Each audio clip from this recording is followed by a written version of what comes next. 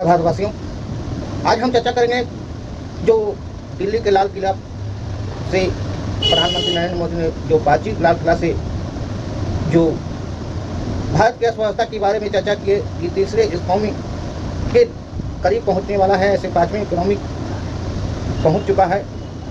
और भारत की स्थिति ऐसा है कि इकोनॉमी की बात बोल रहे हैं, प्रधानमंत्री की पाँचवें पायदान पर है, तीसरे पायदान पर जल्दी ही पहुंच जाएगा। ऐसे भारत को प्रति 142वें स्थान पर है, 196 देश से को लेकर 142वें 136वें रैंक पर है। अब बोल रहे हैं कि तीसरी अर्थव्यवस्था भारत जल्दी छूने वाला है। और ऐसे आय की दृष्टि से, प्रति व्यक्ति आय की दृष्टि से छोटे देश भी उनसे आगे है। राजनीतिक घोषणा कहें या कैडर घोषणा कहें, वादा मोदी सरकार का ये सच कितना है, जमीनी कितना है, ये निरीक्षण करना पड़ेगा। आप लोग आसपास देखने पर पता चल जाएगा। ऐसे महंगाई, बेरोजगारी चरम सीमा पर है। ऐसे मोदी जी कह रहे हैं कि हमारे देश में 10 वर्ष से के नीचे महंगाई दर आया है जो 3.50 है। लेकिन हम बताना चाहेंगे कि आप बाज़ार में जाइए, सब्जी खरीदिए, क्या कमा है। आप जब बाज़ार में जाइए, आलू खरीदिए, क्या दाम कमा है। आप बाज़ार में जाइए, दाल खरीदिए, क्या दाम कमा है। आप बाज़ार में जाइए, कड़वा तेल खरीदिए, क्या दाम कमा है। ऐसी बहुत सी फरिश्ते हैं जो देश को गुमराह करने का काम करते हैं।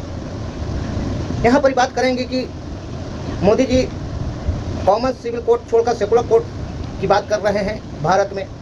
और सेकुलर कोड का मतलब होता है हिंदुत्व। हिंदुत्व का मतलब तो समझिए कि यह एक तरफ कह रहा है कि समानता का अधिकार, दूसरी तरफ सेकुलर कोड की बात कर रहे हैं। तो ये भारत को किस ओर ढकेलना चाह रहे हैं ये पता नहीं चलता। और बोल रहे हैं कि समानता का अधिकार, सभी को अधिकार समान होना चाहिए, ऐसी बात बोल रहे हैं। यहाँ पर बात करेंगे कि मोदी जी 2015 में सभी सांसद को कहे थे कि ये गांव गोद लेना है। लेकिन उस गांव का क्या हुआ अभी तक पता नहीं। वो गांव में क्या हुआ, क्या न हुआ, कितनी हकीकत है, एक घोषणा, उनको घोषणा पर घोषणा करते जाते हैं। लेकिन प्राचीन लाल किला से अभी मोदी नया जो वादा है वो वादा नहीं किए। राजनीतिक तौर पर पुराने बात को दोहराए जो समाज या अपने भाषण में दिए थे पहले। लेकिन जब भारत की जनता को आशा रहता है कि लाल किला 15 अगस्त पर मोदी जी कुछ नया घोषणा या वादा करेंगे, लेकिन वैसा वादा नहीं किए। अब बात करते हैं एजुकेशन की बात करते हैं। भारत में एजुकेशन बहुत दयनीय है। ऐसे एजुकेशन में के सिस्टम में आप जानना चाहते हैं कि जो निर्मला सीतारमण वित्त मंत्री जो हैं वो जो धन या राशि होती है उसको घटा दिया है। एजुकेशन की बात करते हैं कि हम भारत को विदेश में पढ़ने के लिए नहीं भेजेंगे, नालंदा विश्वविद्यालय के पुनः उद्धार करेंगे। और इनकी भाषण में कितनी हकीकत है, कितनी सही है, आप लोग समझने की कोशिश कीजिएगा। 103 मिनट के भाषण में ये पुराने ही बात को दोहराएं, नया बात भारत की जनता आशा जो रहा था, लेकिन वह नई बात की घोषणा नहीं किए। यहाँ तक एक वह बात बोले कि नारियों की शक्तिकरण, असमानता का अधिकार दिया जाना चाहिए। और बोले कि रोजगार का सृजन हो रहा है और रोजगार हम दे रहे हैं। लेकिन रोजगार और महंगाई की बात मोदी जी बार बार करते हैं, लेकिन रोजगार न दे रहे हैं और न महंगाई कम रही है। यहाँ तक बात है। संबोधन में बहुत सी उन्होंने स्पेस सेक्टर से लेकर महिलाओं की भागीदारी तक के मुद्दों का जिक्र किया। विकसित भारत का सपना देखा, भ्रष्टाचार पर कड़ा प्रहार किया, वही सेकुलर सिविल कोड का जरूरत बताया। अगले 5 साल के लिए वो बोले कि मेडिकल कॉलेज की सीटें बढ़ाया जाएगा, 75,000 किया जाएगा। लेकिन ज़मीनी क्या है आप तो समझ में करते हैं कि घोषणा क्या करते हैं। ऐसे नल जल की बात बोल रहे हैं कि हम कितना लोगों को नल जल की योजना को पहुँचाएँ, लेकिन आप समझ में करते हैं नल जल में कितने लोग को पहुँचा, कितने लोग को चालू हुआ। आप गाँव का निरीक्षण कर सकते हैं। और बात करते हैं कि 18 लाख घर घर बिजली पहुंचाने की बात करते हैं। अब ये बिजली कहां तक पहुंचती है, ये पुराने ही घोषणा है। अब पुराने ही घोषणा को ये लाल किला से घोषणा किए हैं। जहां बात है रेप, महिलाओं पर अत्याचार के लिए कहें कि नए कानून बनाए हैं और इनको दंडित किया जाना है, भयभीत करना चाहिए। लेकिन बताते हैं कि ये इनके जो पार्टी में सम्मिलित हो जाते हैं वो पंडित हो जाते हैं, दूसरे पार्टी में रहते हैं वो भ्रष्टाचारी हो जाते हैं। इनका नियत और नीति में ढेर अंतर है। राजनीतिक तौर पर ये लोगों को गुमराह करने का काम कर रहे हैं। ऐसे भारत की जो प्रधानमंत्री जो मुखिया एक काम कर सकते हैं, जुमला कर सकते हैं, तो लोग क्या कर सकते हैं। बहुत सी बातें यहाँ पर चर्चा हम करेंगे।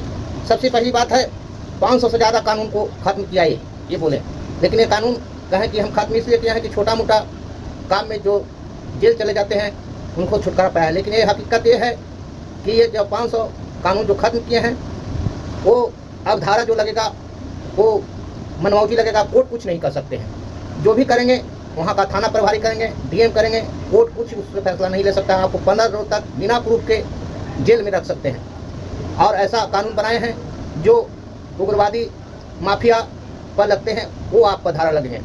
ऐसी बात है। सबका साथ सबका विकास के मंत्र के साथ वो बोले कि सबका साथ सबका विकास होगा, लेकिन आप देख रहे हैं कि सबका साथ सबका विकास कितना हो रहा, ये देख रहे किए। शौचालय की बात बोलें तो शौचालय भारत में कितना बने और कितना घपला हुआ, आप जमीनी देखिए। भाषण, एक पुराना कहावत है कि राशन है गोदाम के अंदर, भाषण है चौराहे पर। ये भाषण खाली देते हैं, राशन कुछ नहीं देते। जमीनी हकीकत क्या है आप रखने की कोशिश कीजिए और समझने की कोशिश कीजिए। मोदी सरकार का नियत और नीति में भाषण और राशन में फ़र्क पड़ जाता है। माँ बाप कल्चर की बात बोलते हैं, ये बोले हैं माँ बाप कल्चर की बात बोलते हैं। तो यहाँ पर हम बता दें कि लोग बोल रहे हैं कि माँ बाप कल्चर माने लोन, दूसरा भी हाथ में छाने को पड़ेगा। लेकिन आप हकीकत जाइए कि वहाँ पर ही आप लोन, बैंक में जाइएगा लोन लेने तो आपको लोन नहीं मिलेगा। लेकिन ये बोले कि आसान से मिल जाता है, जो पढ़ाई के लिए, कृषि के लिए और अन्य काम के लिए आपको लोन आसान मिल जाएगा। ये सभी ज़मीनी निरीक्षण कीजिए, ये भाषण में ही रहेगा और ज़मीनी जो परख कीजिएगा तो ये हकीकत नहीं होगा। सबसे पहली बात है 15 करोड़ जल जीवन योजना जो पहुँचाएँ, वो चर्चा तो करें कि 15 करोड़ कितना पहुँचाएँ। सबसे पहली बात है और सुनिए संजय सिंह ने क्या कहे इनकी सरकार के बारे में। जो छोटे मोटे व्यापार हैं वो तो ध्वस्त हो ही गए। आइए किसके लिए काम कर रहे हैं भारत में और किसके लिए नहीं कर रहे हैं। सुनिए 10% लोग भारत को अर्थव्यवस्था और विकसित राष्ट्र बना सकता है। 70% लोग के पास, 10% लोग के पास धन है। सोचिए कि भारत को विकसित कितना राज्य बना सकते हैं। और सुनिए विशेष में संजय सिंह जो बोले हैं उनका भाषण सुनिए। हम लोग प्यार करते हैं तो निश्चित रूप से हमें ये सोचना होगा कि आजादी के इतने सालों के बाद हम कहां पर खड़े हैं। क्या किसान को उसका हक मिल रहा है? क्या नौजवान को उसका हक मिल रहा है? क्या महंगाई की समस्या से देश के लोगों को निजात मिली? क्या शिक्षा का स्तर बेहतर हो पाया? क्या सबको स्वास्थ्य की सुविधाएं मिल पा रही है?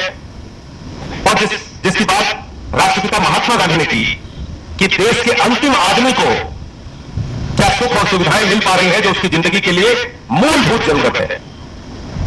इसका मूल्यांकन तो करना होगा। और जब हम इस बात का मूल्यांकन करते हैं तो हम ये देखते हैं कि आजादी के 78 सालों के बाद भारत की अर्थव्यवस्था तो 5वें नंबर पर पहुंच गई, इसमें कोई संदेह नहीं है। हम दुनिया की सबसे पांचवी बड़ी अर्थव्यवस्थाओं में से एक है। लेकिन प्रति व्यक्ति आय के मामले में हम कहां खड़े हैं? प्रति व्यक्ति आय के मामले में भारत 142वें स्थान पर खड़ा है। यानी हिंदुस्तान के आम आदमी की प्रतिदिन की जो आमदनी है वो दुनिया के पैमाने पर 142वें स्थान पर है। तो ये पांचवी बड़ी अर्थव्यवस्था का लाभ किसको मिल रहा है? वो 1% लोग, वो चंद पूंजीपति, वो लोग जो सत्ता के इर्द गिर्द रहकर हमारी आर्थिक संसाधनों पर, हमारे प्राकृतिक संसाधनों पर कब्जा किए हुए हैं, जिसका बड़ा लाभ हमको मिला है। रेल उन्हीं के खाते में, सेल उन्हीं के खाते में, पोर्ट उन्हीं के खाते में, एयरपोर्ट उन्हीं के खाते में, बिजली पानी उन्हीं के खाते में, किसान का खेत उन्हीं के खाते में। तो देश का सारा संसाधन चंद लोगों के पास है। इसलिए आम आदमी की तो प्रति व्यक्ति आय 142वें स्थान पर है, देश की अर्थव्यवस्था 5वें नंबर पर है। लाखों लाख करोड़ रुपए का मुनाफा चंद लोगों को मिल रहा है। इतना पैसा कि जीरो लगाते लगाते आप थक जाएंगे। क्या यह गैर बराबरी नहीं है?